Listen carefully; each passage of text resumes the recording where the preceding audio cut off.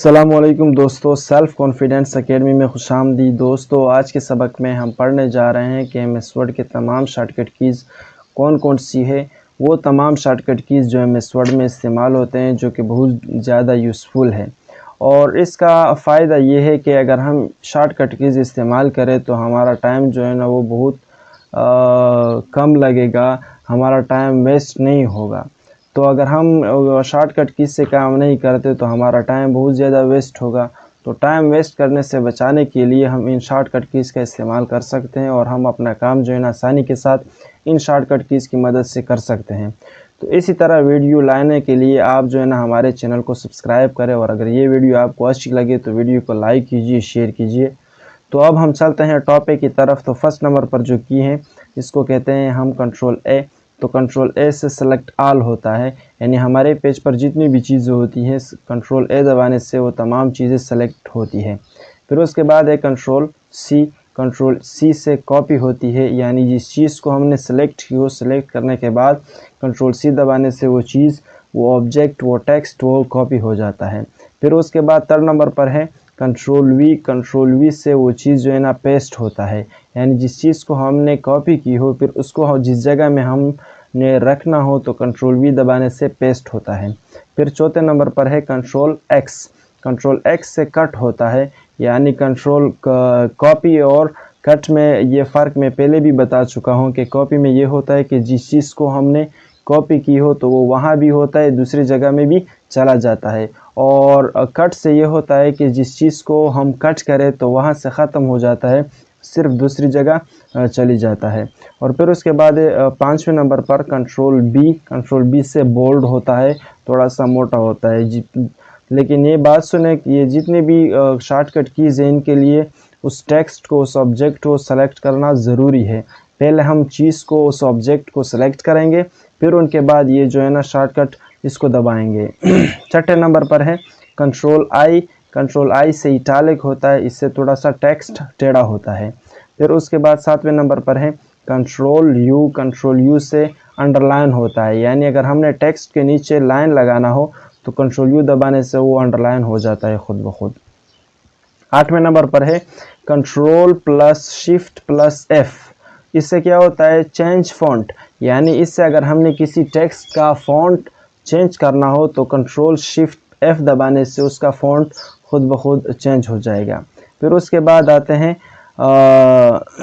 इस पर, तो ये है कंट्रोल प्लस, ये है ग्रेट लीज देन, ये है लीज देन का बटन है। तो इससे किसी फॉन्ट का साइज़ अगर हमने कम करना हो तो उसको कम करने के लिए कंट्रोल और फिर उसके बाद जो है ना डिक्रीज़ देन, इस बटन को हम दबाएंगे। और फिर 10वें नंबर पर क्या है, 10वें नंबर पर है कंट्रोल प्लस डिक्रीज देन। ये जो है ना बटन, इसको कहते हैं डिक्रीज देन, और इसको कहते हैं इंक्रीज देन, और इसको कहते हैं डिक्रीज देन। तो अगर किसी फ़ॉन्ट का साइज़ हमने बढ़ाना हो तो उसके लिए हम क्या करेंगे, इस बटन का इस्तेमाल करेंगे। फिर उसके बाद हम चलते हैं 11वें नंबर पर, तो ये है कंट्रोल एल।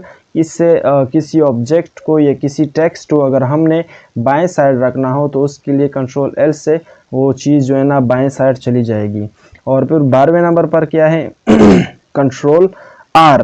कंट्रोल आर से अलाइन राइट हो जाएगा, यानी जिस चीज़ को, जिस ऑब्जेक्ट को या टेक्स्ट को हमने राइट साइड पर रखना हो तो उसके लिए हम ये दबाएंगे। फिर 13वें नंबर पर क्या है कंट्रोल ई। कंट्रोल ई से सेंटर में चला जाता है।